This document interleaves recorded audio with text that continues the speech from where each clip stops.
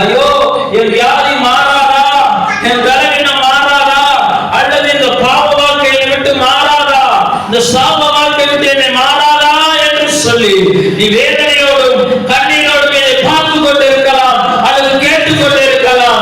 அப்படி இருக்கிற உன்னை பார்த்துதான் ஆண்டவராகிய இயேசு கிறிஸ்து சொல்லுகிறார், உனக்காக பிறந்தேன். அல்லேலூயா.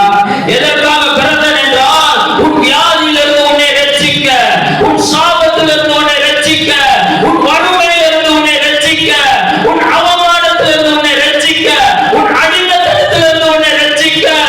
எனக்கு தனிமையான வாழ்க்கை தான், எனக்கு யாருமே இல்ல, என் வாழ்க்கை இப்படிதான் போயிருமோ, அவ்வளவுதான் முடிஞ்சிருமோ என்று சொல்லி காணப்படலாம். உனக்கு மிகுந்த சந்தோஷம் உண்டாகும்படியாக ஒரு செய்தி என்ன?